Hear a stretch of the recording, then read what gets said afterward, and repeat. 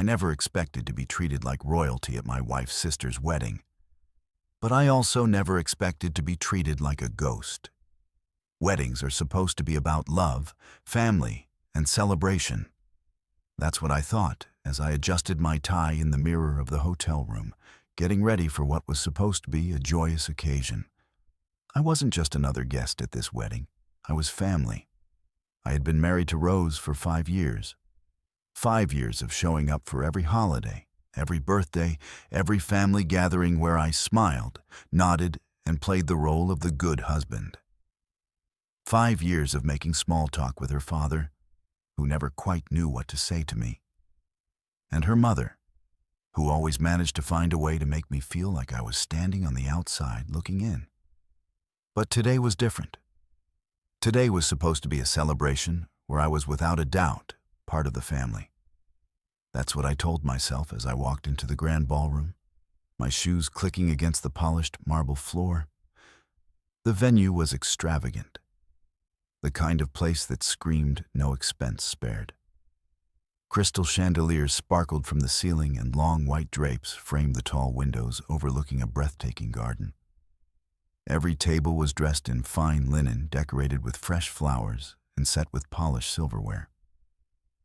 I made my way toward the seating chart, expecting to see my name listed next to Rose's at the family table. That was the logical place for me, wasn't it right? There, beside my wife celebrating her sister's big day, I scanned the elegant calligraphy on the chart, my eyes flicking across each neatly printed name, moving faster when I couldn't find mine. Maybe there was a mistake. I checked again and again. My name wasn't there. A strange sensation prickled at the back of my neck, a slow, growing unease. I frowned, glancing around. One of the wedding planners stood nearby, adjusting the placement of a centerpiece. She was young, probably a college student, hired to help out for the night, and when she saw me staring at the seating chart, she gave me an apologetic smile. "Excuse me," I said, keeping my voice light. "I think my name might have been left off the list. I'm the groom's brother-in-law, Rose's husband." I expected her to double-check. Maybe reassure me that it was a simple mistake. Instead, she hesitated, her smile turning awkward. "Oh, all right." I didn't like that reaction. She looked at her clipboard, flipping through pages before finally nodding. "You're at table 24. Table 24. That sounded fine until I noticed something strange. The numbering of the tables inside the grand ballroom stopped at table 23. I blinked. "Where exactly is table 24? She hesitated again. Then she motioned toward the entrance of the ballroom, the exact opposite direction of where I expected to be. I followed her gesture, my gaze landing on a small, isolated table placed right outside the main reception area. A table tucked away in a corner near the coat rack, far from the beautifully decorated hall where everyone else would be dining, laughing, and toasting. For a second, I thought I was seeing things. My stomach tightened. That's my table. The planner winced. I just follow the chart. A sharp laugh escaped me disbelief, washing over me in waves. This had to be a mistake, some kind of mix-up. There was no way. My wife, my own wife, had placed me outside the reception. Like I was an afterthought, I turned toward the crowd, my eyes searching until I found her Rose, my beautiful, polished, charming wife, standing near the wedding party laughing at something her sister had said. She looked radiant in her fitted dress, her hair styled to perfection, her posture effortlessly graceful. She was basking in the glow of the event, surrounded by people who adored her. And then she saw me. She met my gaze, her lips twitching into a smirk. I started walking toward her, weaving through the guests, my mind still trying to rationalize what I had just seen. Maybe she didn't know. Maybe it was an oversight. Maybe she spoke before I could only close. Family gets a table. She said, her voice laced with amusement, like she was telling me an inside joke. It took me a moment to process her words. Only close family. I stared at her, waiting for some indication that she was joking, that she would roll her eyes and say, "Relax, I'm kidding," but she didn't. She just stood there watching me, waiting for my reaction, and suddenly it hit me. This wasn't a mistake. This wasn't an oversight. This was deliberate. Rose had done this on purpose. I exhaled slowly, a tightness building in my chest. My fingers curled into my palm, not in anger, but in something colder, something heavier. I turned back to the lonely table by the coat rack, a table meant for people who didn't belong. That was where my wife had placed me, away from the celebration, away from her. And for the first time, I realized something I had ignored for too long. Maybe R never truly saw me as family. Maybe I had spent 5 years believing I was part of something that never really included me. Maybe I had been blind, and now, standing there in that beautifully decorated ballroom, surrounded by laughter and celebration, I felt something unexpected. I felt done, not angry, not sad. Just done before I could even process my wife's words, before I could fully absorb the cold, sharp reality of what had just happened. I felt a presence beside me, a presence I'd come to recognize over the years. My mother-in-law, Janet. She had the same smirk as Rose, that same thin-lipped expression of quiet amusement, her perfectly manicured fingers wrapped around a champagne flute. As she surveyed me like I was an oddity, something out of place, guess you don't count. She said, her voice light and airy, as if she were commenting on the weather, instead of casually reducing me to a non-entity. Then she giggled. It was a soft, delighted sound, but to me it felt like nails dragging across a chalkboard. I turned to look at her fully. She was dressed in a deep emerald gown, her jewelry gleaming under the chandelier light, her hair styled to perfection. She looked every bit the wealthy, elegant matriarch that she so desperately wanted to be perceived as. And yet, standing there smirking at me as if I were some kind of amusing inconvenience, all I could see was the woman who had never truly accepted me over the years. Janet had made it clear in 1,000 subtle ways that I wasn't her kind of person. I wasn't from an elite family. I didn't come from money. I wasn't someone she could brag about at her social clubs. And now she had found a new way to remind me of that fact. I glanced at Rose, waiting for her to say something, anything to contradict her mother. But she just stood there, sipping her champagne, watching the exchange like it was an entertaining scene from a movie. She was enjoying this. They had planned this together. I clenched my jaw, inhaling deeply through my nose, as the realization settled deep in my gut. I had always known that Janet didn't care for me. But I had fooled myself into believing that Rose was different. That no matter how much tension existed between me and her mother, at the very least, Rose would stand by me. But here she was laughing at my humiliation. Something inside me hardened. "Wow," I said, keeping my voice low and measured. "You really went all out with this, huh?" Janet lifted her brow. "I have no idea what you mean." I let out a dry laugh. "Sure you don't?" The giggle returned. She took a dainty sip of her champagne, looking incredibly pleased with herself. This wasn't just about the seating arrangement. This was a power move, a statement, a reminder that I was less in their eyes. I could feel the heat of nearby gazes. Subtle but present people were watching. The wedding guests might have been occupied with drinks and music, but there were always eyes, always whispers. And Janet, she lived for moments like this. She leaned in, slightly lowering her voice so only I could hear. "You really shouldn't take it personally." I turned my head slightly, locking eyes with her. "You mean I shouldn't take it personally that my wife and mother-in-law shoved me into a dark corner of the reception like some kind of unwanted plus one?" I asked, my voice carefully controlled.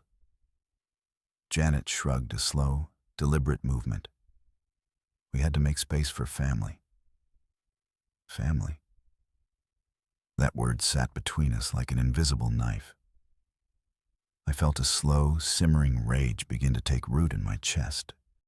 Family, the word they threw around like it meant something sacred.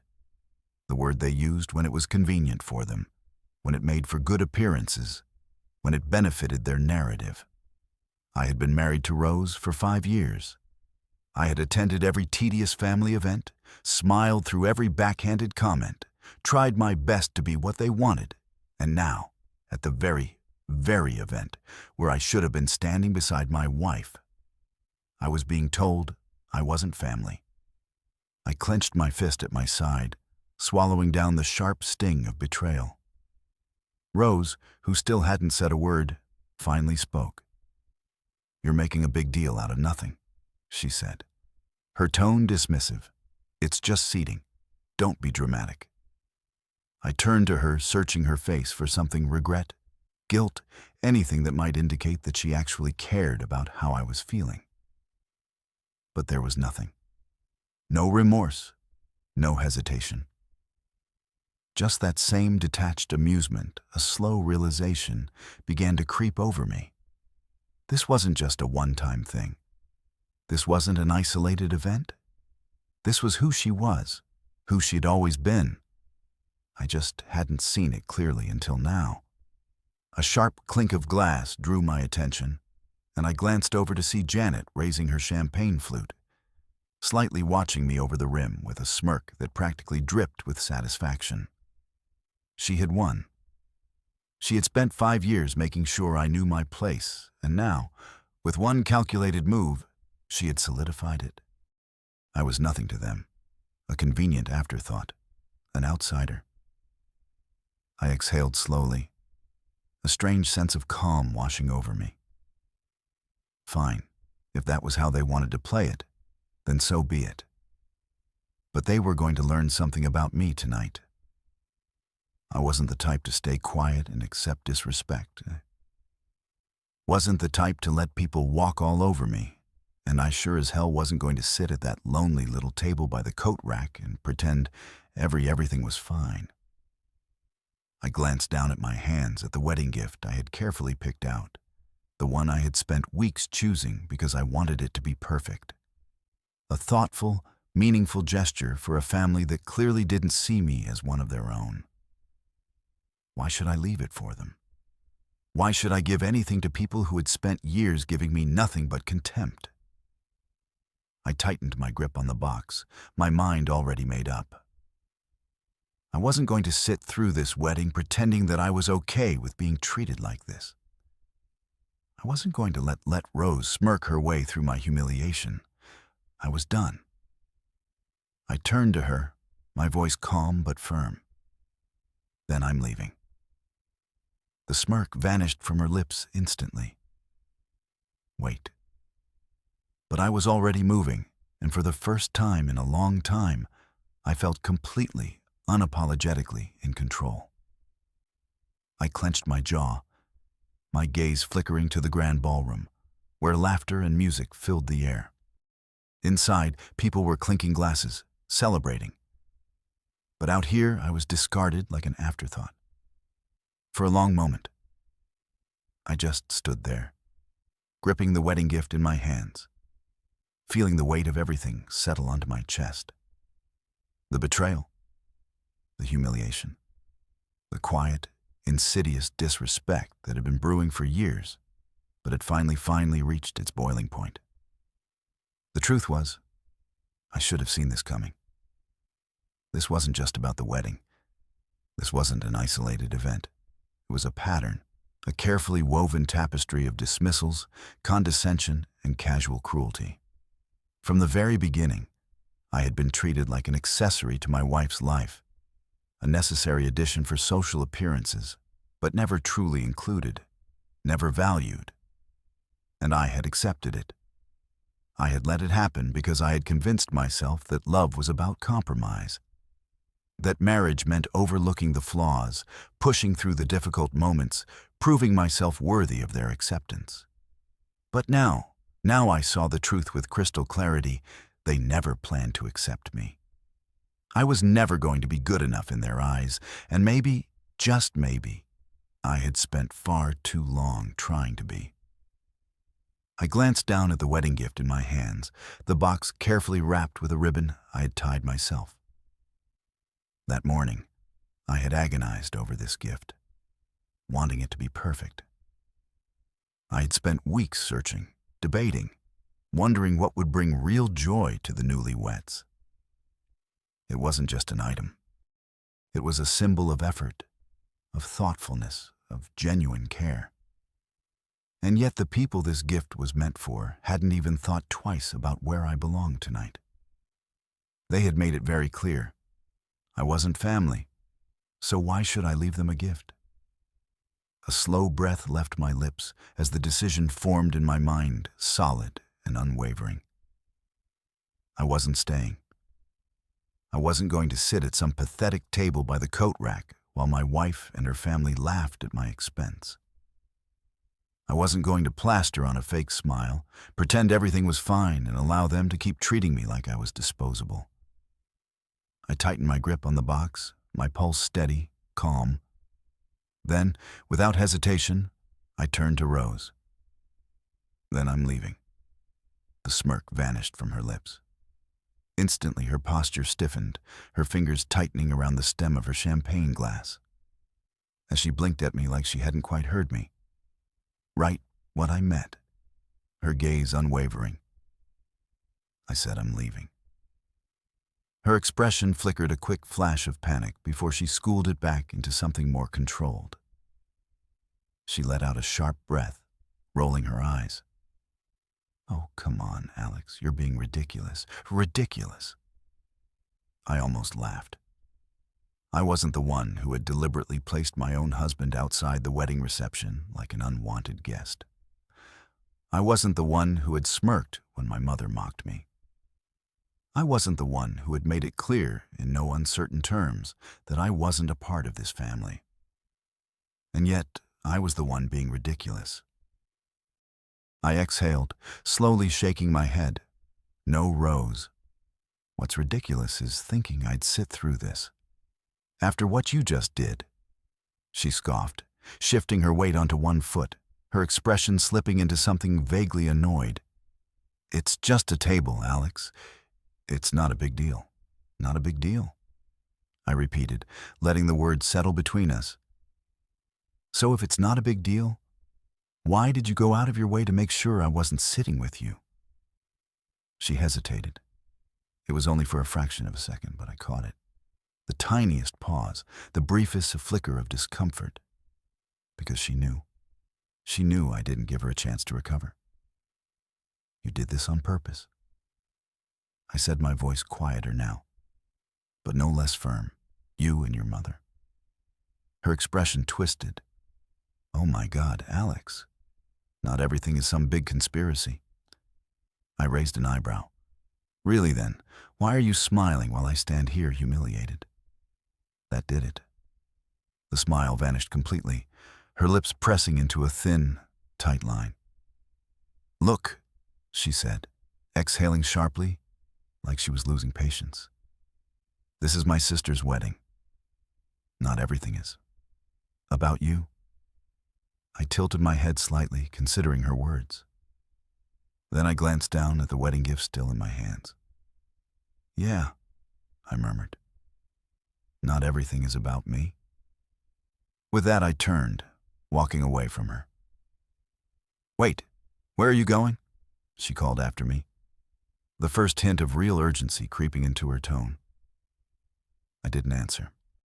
I walked past the ballroom entrance, past the guests, who were too caught up in their own conversations to notice the drama unfolding. I walked straight to the gift table, where a beautifully arranged pile of presents sat, wrapped in glossy paper and delicate bows. And then, with a calm, deliberate motion, I picked up my own gift and slid it right back into my jacket. Rose gasped, "Alex, don't." I turned back to her, meeting her wide-eyed gaze. "Why not?" Her mouth opened, then closed because she knew she had no good answer. Why should I leave a gift for people who didn't even consider me family? Why should I continue giving to those who never gave me even the smallest ounce of respect? The answer was simple. I shouldn't. I looked at her one last time, taking in the sheer disbelief on her face, the way her hands twitched at her sides, like she wanted to reach for me to stop me to fix this before it unraveled any further. But it was too late. This wasn't just about a wedding. It was about every moment before this, every quiet dismissal, every time she had let her family treat me like an outsider while she stood by saying nothing. And I was done pretending it didn't matter. I turned on my heel and walked toward the exit. And this time, she didn't stop me. A hush fell over the nearby guests. The clinking of glasses, the laughter, the cheerful hum of conversation. It all seemed to dim. As I turned toward the exit, the wedding gift tucked under my arm, I felt the weight of their eyes on me. I knew how this looked. The husband of the bride's sister standing at the edge of the ballroom with his stiff jaw and a storm brewing behind his eyes. A man who was supposed to be part of the family but was for some reason walking away with a gift he had brought. Rose grabbed my arm, her nails digging in. "What are you doing?" she hissed, panic flashing in her eyes. I pulled away. "Oh, I don't know, Rose. Maybe because I just realized I don't belong here." Janet scoffed from a few feet away, where she had been watching everything unfold with a smirk. "Don't be dramatic." I turned to her, letting my voice drop to an ice cold. "Calm. You just told me I don't count, so why should my gift that did it nearby guests were now?" Openly staring, some whispering, some pretending not to listen, but failing miserably. Even the wait staff paused slightly as they passed their eyes darting between me, Rose, and her mother. I felt a sharp satisfaction settle in my chest. Good. Let them see. Let them witness this moment. Let them know, because I wasn't going to sit quietly anymore. Janet's smirk faltered, and for the first time that evening, she looked unsettled. Rose, on the other hand, was panicking. She knew I was serious. She knew that if I walked out now, the image of her perfect marriage would be shattered.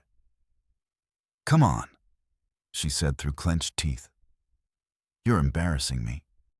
I let out a dry laugh. "Embarrassing you? You made sure I was treated like an outsider at your sister's wedding." The tension in the air thickened. People were no longer just watching. They were waiting to see what would happen next. And I decided I wasn't done. Yet I turned to Janet, tilting my head slightly funny how Rose has been talking about how exhausting you are, how she only puts up with you to avoid drama. Yet here you are, making more of it. Janet's smile vanished. The color drained from her face so fast it was almost comical. Rose let out a sharp breath. "Alex, stop." But I wasn't going to stop because this had been brewing for years, and for the first time I wasn't going to bite my tongue. I mean, come on. I continued, crossing my arms. "What was it you said last week, Rose? I just have to tolerate Mom for a few more years until I can set boundaries." Silence. The ballroom had gone eerily quiet. Even the band had stopped playing. Janet turned sharply to Rose, her entire face twisted into spell. She had no way out, no way to spin this, no way to charm her way through it. For years, she had played the perfect daughter, the perfect wife, the perfect sister. And now, in one night, it was all crumbling. Her hands trembled slightly at her sides. Janet, meanwhile, looked furious, livid, like a woman who had just realized the daughter she had controlled for so long had secretly resented her. "After everything I've done for you?" Janet spat, taking a step forward. Rose flinched Janet's voice. "Rose," her hands flying up in exasperation, "I paid for your wedding. I covered half your mortgage. I lied to your father when you got fired last year. And this is how you talk about me." A murmur spread through the crowd.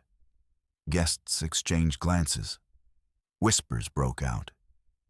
Rose's father, Harold, had been standing at the bar up until this point, nursing a whiskey and keeping himself out of the drama.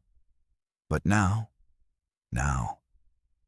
he set his glass down and pinched the bridge of his nose like a man with a massive migraine. Clearly, this wasn't the first time Janet had gone nuclear. Rose, now caught between the fury of her mother and the judgment of an entire room full of guests, looked utterly lost. The groom had been quiet until now. But suddenly Daniel, the man Rose's sister had just married, stepped closer, looking at his new wife with wide, slightly horrified eyes. "Wait. You talk about your mom like that?" That was the final nail in the coffin. Rose was trapped.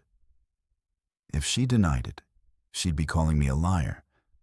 But if she admitted it, she'd lose her mother's support. She had no escape. I watched as she opened and closed her mouth, struggling for words. I watched as the perfect, delicate threads of the family image she had tried so hard to maintain began to fray. And I realized something. For years, she had let her mother treat me like I was less, like I wasn't worthy of a seat at the table. But tonight, she was the one who didn't belong, and me. I had never felt so completely in control. I exhaled, slowly glancing down at the wedding gift still tucked under my arm. This was over the marriage, the charade, the cycle of playing along while they continued to push me aside. Done, I took a step back, letting the moment fully sink in, letting Rose feel the weight of everything unraveling around her. And then, just loud enough for only her to hear, I murmured, "I was never the outsider, Rose. You were just too blind to see it." Her breath hitched, her eyes glistened, panic flashing across her face and me. I turned, walking away, because for the first time in years, maybe ever, I wasn't chasing after her. I wasn't trying to fix things. I was letting her drown in the wreckage she had created, and it felt damn good. Rose was panicking now. She knew me. She knew that if I walked out now, the image of her perfect marriage would be shattered. I could see it in her eyes, that flicker of desperation, of realization. Up until this moment, she had been in control. She had orchestrated everything down to the finest detail, from the seating arrangement to the smug little comments that were meant to remind me of my place. But now that control was slipping through her fingers like sand, "Come on," she said through clenched teeth, forcing a smile for the onlookers. "You're embarrassing me." I let out a dry laugh, shaking my head. "Embarrassing you? You made sure I was treated like an outsider at your sister's wedding." The words landed hard. I saw the slight flinch in her expression, the way her lips pressed together. She knew she couldn't deny it. I took a slow step back, still gripping the wedding gift, watching as her panic grew. She wasn't worried about me. She was worried about how this looked. Janet, still fuming from the bombshell I had just dropped about Rose's true feelings toward her, crossed her arms. "Don't be so dramatic, Alex," she snapped. "You're making a scene. Oh, suddenly they cared about a scene. I tilted my head slightly, letting my gaze flicker to the growing number of guests who were already watching news. Traveled fast at events like this. People who hadn't even been near us 5 minutes ago were suddenly whispering, shifting, glancing over their shoulders to see what was happening. The music was still playing, the drinks were still flowing, But the energy in the room had shifted. There was tension now. A sense that something raw was happening in a room full of forced smiles and rehearsed pleasantries. And Rose, she felt it too, I could tell. By the way, she reached for me, her fingers wrapping around my wrist, not gently, not effately, but tightly. Desperately, Alex. She whispered, her voice lower. Now we can talk about this later. Just let it go. For now, let it go. My jaw tightened. That was her go-to move. That had always been her go-to move. When her mother made a comment about my modest upbringing, when her father barely acknowledged me at family events, when she let her family treat me like a stranger in my own marriage, just let it go, Alex. For 5 years, I had let it go, but not tonight. I pulled my wrist free from her grasp. No, Rose. I said, my voice steady. I think I've let it go long enough. Her eyes widened slightly, a split-second crack in her composure. She knew this was different. I wasn't just annoyed. I wasn't just upset. I was done. And that terrified her, Alex. She tried again, softer this time. Please? This isn't the time, I let out of breath, shaking my head. When would be the time, Rose? When we get home so you can smooth things over? Pretend like this never happened. She didn't answer because we both knew that's exactly what she would have done. I turned to Janet, who was still watching, with that smug, superior air about her, even though I could see the cracks forming beneath her carefully constructed facade. And then, before I could stop myself, I said, Funny, isn't it, how Rose has spent years letting you treat me like I'm beneath her, all while complaining about you behind your back? Janet's expression darkened. Excuse me, she snapped her. Voice sharp and clipped. I shrugged. Oh, don't act so surprised, Janet. You're not easy to deal with, and Rose has had plenty to say about you. Rose whirled on me, her voice low and seething. Alex, stop. But I wasn't stopping, not anymore. I turned to Janet. In fact, last month she told me she wished you'd stop interfering in our marriage, that she's just biding her time until she can finally set boundaries. Janet looked at Rose. The shift was instant. The fake warmth, the smug confidence, all of it vanished. Is that true? Janet demanded. Rose's mouth opened, but no sound came out, because there was no way out of this one. If she denied it, she'd be calling me a liar. If she admitted it, she'd lose her mother's support. And for someone like Rose, someone who had spent her entire life making sure she stayed on her mother's good side, that was devastating. I watched it happen in real time. Her carefully constructed world, her perfectly curated image, shattering guests were openly staring. Now, bridesmaids, groomsmen, distant relatives. Everyone was watching as Rose floundered. And then, as if things couldn't get worse for her, the groom, Daniel, stepped forward. He looked at his new wife, Rose's sister, then back at Rose. His expression was unreadable until he said, Wait, you talk about your mom like that. The tension in the room tripled, because now, it wasn't just Rose's reputation that was at stake. It was her entire family. Dynamic Janet was staring at her daughter like she was a stranger. The guests were eating this up, exchanging whispers and glances, watching every expression shift like it was the greatest reality show of the year. And me, I just stood there feeling something I hadn't felt in a long, long time. Power control. For years, they had treated me like I didn't matter, like I wasn't part of their world. And now, in one single night, they were all feeling what it was like to be on the outside, to be humiliated, to have their perfect little world collapse around them. Rose turned back to me, her eyes wide, pleading Alex. She whispered, please." I just smiled because, for the first time in 5 years, I wasn't the one begging. Janet turned sharply to Rose. Her expression twisted with pure fury. Her voice cut through the murmurs of the crowd like a blade. "After everything I've done for you, you ungrateful little brat." I had seen Jet angry before her cold disapproval when I first married Rose. Her passive, aggressive digs at family dinners. The little way she exerted control over everyone around her. But this was different. This was raw. Rose, for the first time in her life, looked truly afraid of her mother. "Mom, She stammered, her voice barely above a whisper. But Janet was just getting started.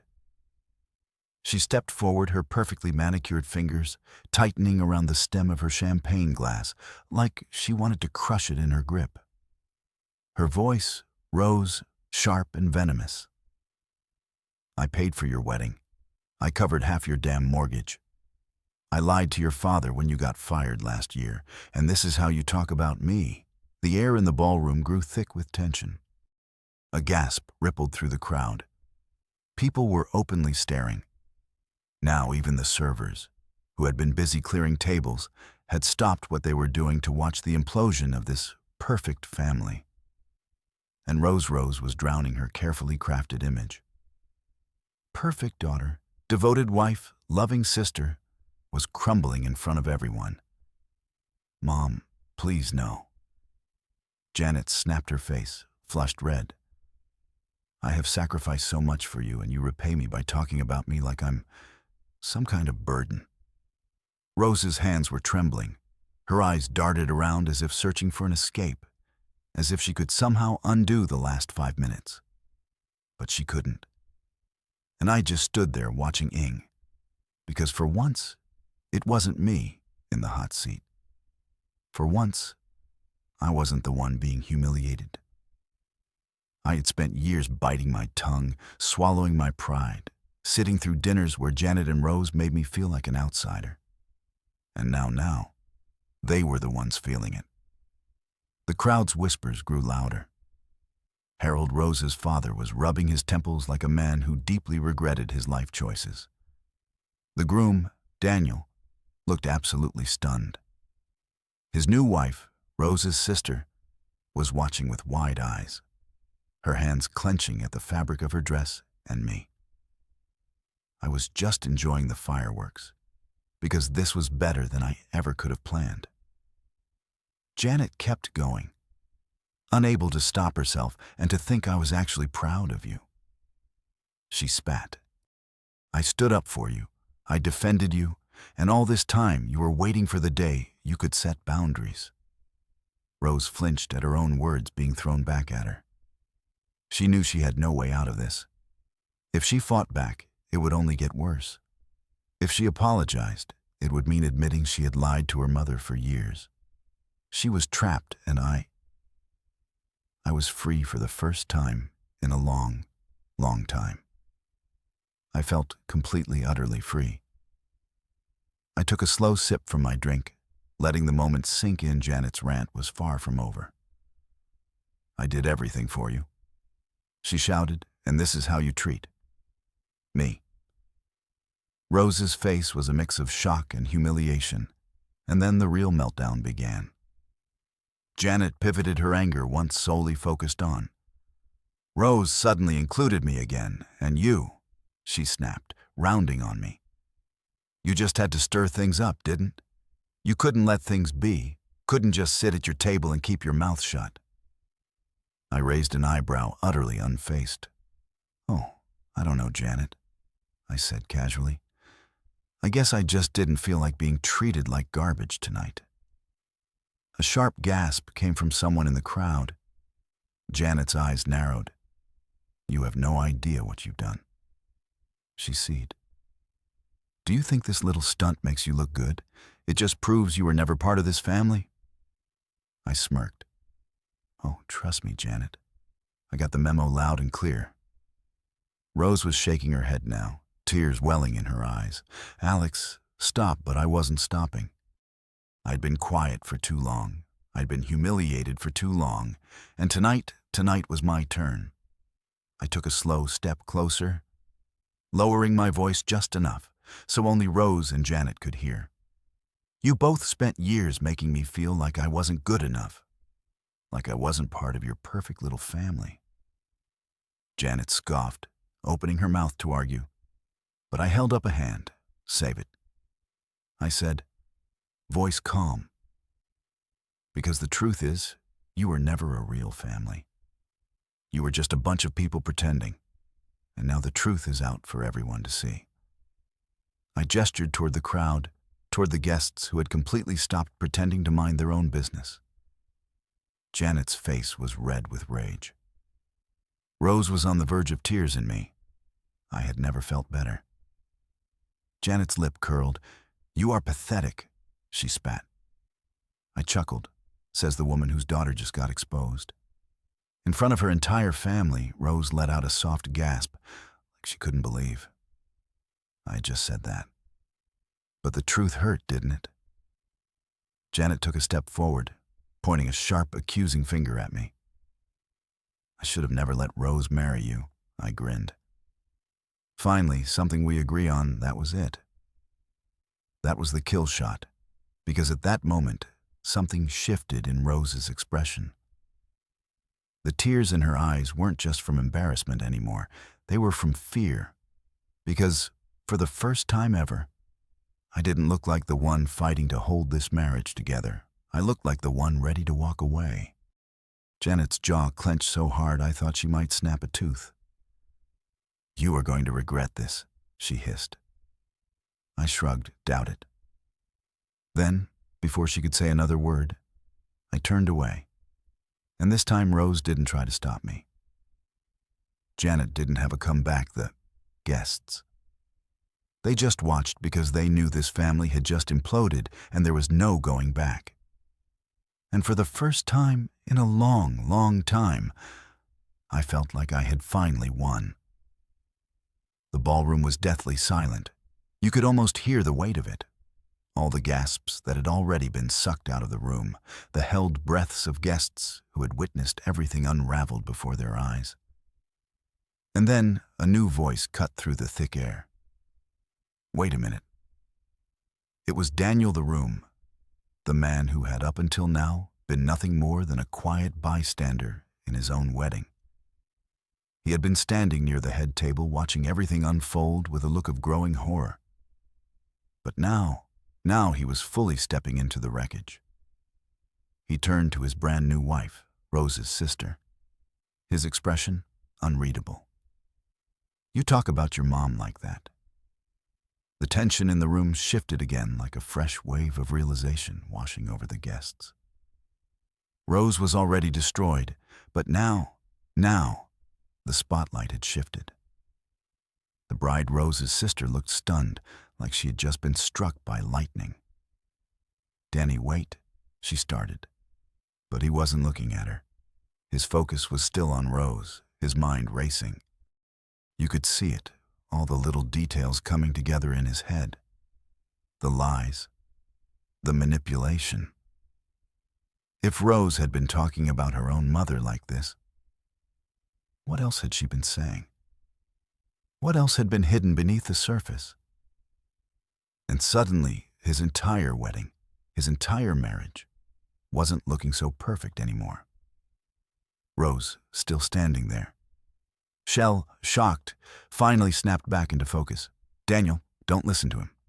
She blurted her voice, bordering on hysteria. Now he's just trying to cause a scene. I let out a quiet, amused chuckle. Oh no, Rose. You already did that all by yourself. Daniel took a slow, deliberate step forward, his expression shifting into something harder. Is that true? He asked. You said all that about your mom. Rose's lips parted, but no words came out, because how could she deny it? The moment stretched painfully long.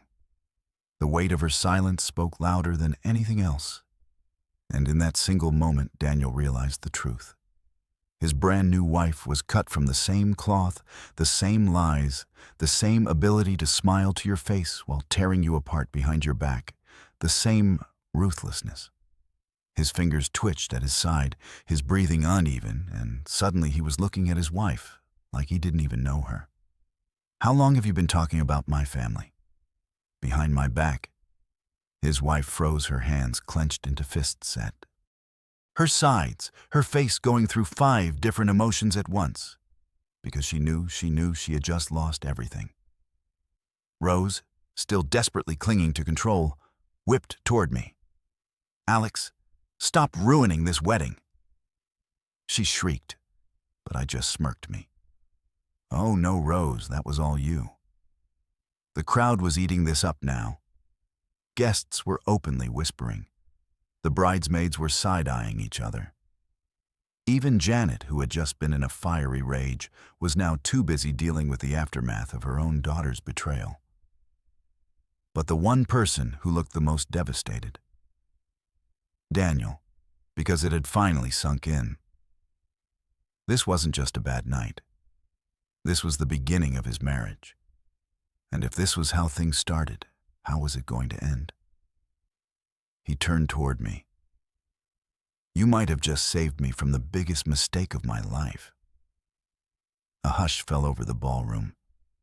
His words cut through the air like a blade, landing right at his wife's feet. She sucked in a sharp breath, her face draining of color, because that wasn't something a husband said at his own wedding. I let out a slow, deep breath, glad to be of service. And with that, I turned ready to leave this disaster behind me. But just as I reached the exit, Daniel spoke again. "Hey, Alex." I stopped, turned back slightly, one eyebrow raised. "Take me with you."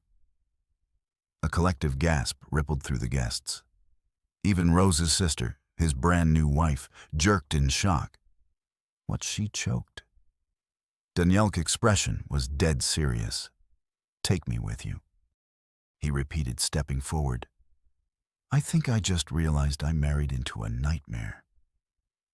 A long, painful silence followed, and then a voice rang out from the back of the room. "Yeah, bro, run while you still can." A burst of nervous laughter erupted from the crowd. Even I couldn't hide my because for the first time all night, I wasn't the only man waking up to reality. And damn, did it feel good. Janet snapped 1 second. The ballroom was filled with tense, stunned silence. The next, Janet's rage erupted like a volcano. "After everything I have done for you," she screeched, rounding on Rose with a look of pure betrayal. Guests flinched at the sharpness of her voice.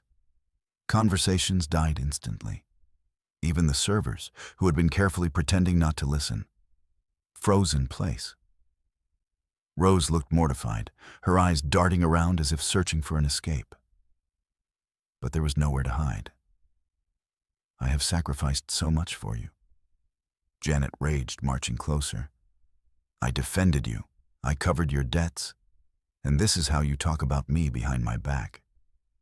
The anger in her voice wasn't just about tonight. This was years of control, years of manipulation, years of Janet believing she had raised the perfect, obedient daughter, only to find out Rose had secretly resented her all along. Rose, for the first time in her life, looked completely powerless, Mom. She started, her voice shaking, but Janet wasn't done, not even close. "You lied to me," she hissed.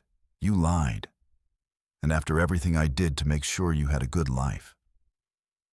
A new tension spread through the crowd. Guests exchanged glances, their whispers growing. People shifted uncomfortably. Even Harold Rose's father, the man who had spent most of the night looking like he'd rather be anywhere else, rubbed his temples as if deeply regretting every choice that had led him to this moment. And Rose? Rose looked like she was going to be sick. "Mom, please stop," but Janet wasn't stopping. She couldn't, because this wasn't just anger anymore. This was desperation. Janet wasn't just lashing out. She was realizing too late that she had never truly controlled Rose the way she thought she had. And now, in front of everyone, she was losing her grip entirely. "I gave you everything," Janet screamed, "and you were just waiting for the day you could get away from me." Rose's face crumbled because that was exactly what she had been doing, and now everyone knew it.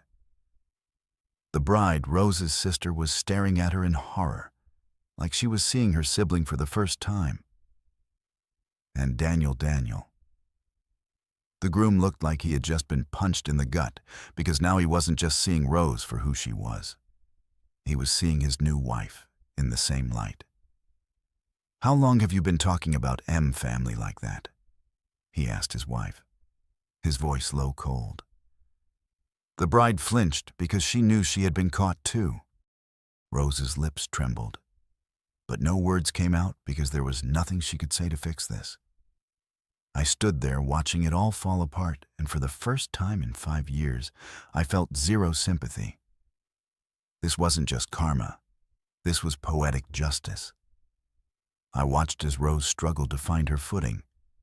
Her hands trembled at her sides. Her lips parted, then closed again. Because she wasn't just dealing with Janet anymore. She was dealing with the entire weight of the truth crashing down on her. She had spent years letting her mother tear me down. She had spent years letting me be the outcast in my own marriage. And now, she was the one who didn't belong.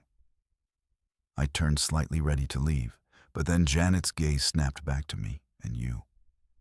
She spat, her voice shaking with rage. I raised an eyebrow. "What?" "About me, Janet," I said, my voice calm. Her eyes blazed with fury. "This is your fault," she shrieked. "You ruined my family." A sharp gasp echoed through the room, because now, Janet had fully lost it. Her true nature, the control, the manipulation, the anger was on full display. And the guests, they were watching every second of it unfold. I let out a slow breath. "No, Janet," I said simply, "your family ruined itself." Her face twisted. "You think you're better than us?" she hissed. I tilted my head slightly. "No," I said, "I just know when to walk away from a sinking ship." A sharp silence followed, because that was it. That was the final blow. Janet stood there, shaking her fists clenched. Rose was on the verge of breaking down. Daniel was looking at his new wife like he had just made the biggest mistake of his life. The entire ballroom was tense, the weight of the moment pressing down on everyone and me. I took a slow step back, my heart calm for the first time in years. "Enjoy the rest of your night, everyone," I said, my voice light, easy, then gripping my wedding gift tightly. I turned and walked straight out the door because I wasn't part of this mess anymore. I never really had been, and now they could all deal with the disaster they had created without me. The night air hit me like a breath of fresh sanity as I stepped outside the ballroom. The weight of it all, the noise, the humiliation, the endless cycle of being treated like I didn't belong, was gone the moment I walked through that door. But inside, chaos was still unraveling. I didn't even need to turn around to know that Janet was still fuming, that Rose was desperately trying to salvage what was left of her image, and that Daniel, the groom, was probably rethinking his entire marriage and me. For the first time in a long time, I felt free. I should have kept walking, should have left it all behind, let them deal with the wreckage they had created. But then the ballroom doors burst open behind me. "Alex," her voice tight, desperate. I didn't turn around immediately. Instead, I let the silence stretch. Let her feel it, that unfamiliar feeling of being the one left behind. Finally, I glanced over my shoulder. Rose stood in the doorway, breathing hard. Her dress slightly rumpled from the tension of the night. Her eyes were wild, her expression torn between anger and panic. I raised an eyebrow. "You're still my husband," she said, her voice pleading. "Now you're supposed to support me." I let out a slow, quiet chuckle. Not the kind that comes from amusement, the kind that comes from finally seeing everything clearly. I turned fully to face her, taking in the sight of the woman who had spent years making me feel like I wasn't enough now. Standing in front of me, realizing she was the one who had lost everything. "Oh," I said, my voice, "Saint-Stin." I thought I didn't count. The words landed like a bullet. Her entire face crumpled because she knew what she had done. She had spent years making me feel like an outsider in my own marriage. She had let her mother degrade me, push me aside, treat me like I was less. And now she was the one begging for me to stay. The irony was almost poetic, Alex. She tried again, softer, this time reaching for me. "Please, can we just talk?" I stepped back before she could touch me. "Talk." I echoed her lips, parted slightly, but she had nothing to say, because there was nothing left to say. I shook my head. "No, Rose. We should have talked a long time ago." A flash of guilt crossed her face, and then a new emotion crept in. Desperation turned to anger, because she wasn't used to this. She wasn't used to not having control. "You're making a mistake." She said, her voice sharper. "Now you think this makes you look good walking away." I just smiled. "No," I said, "but it makes me feel good." Her face twisted, because that was something she couldn't argue with. For years, I had been the one chasing, the one compromising, the one trying to belong. But not anymore. And she was the one being left behind. I exhaled slowly, feeling the last remnants of my patience slip away. You don't get to treat me like I'm nothing for years and then act shocked when I finally decide I've had enough. She flinched because the truth hurt. "I was always on your side, Rose." I continued, voice calm but firm. "Even when your mother treated me like garbage, even when you let her, even when I felt like I was just there, I still chose you." Her eyes shone with something unspoken, because she knew I had been patient, had been loyal, had tried, and she had thrown it all away. "Alexei," I shook my head. "No, Rose." She fell silent. For the first time. I wasn't the one fighting for this marriage. "I hope this was worth it," I said. Finally, all of it. The disrespect, the games, the need to put me in my place. Her breath hitched, because now you get to see what it's like when I stop trying. I watched the realization hit her fully. The panic that replaced the arrogance, the fear that replaced the smugness.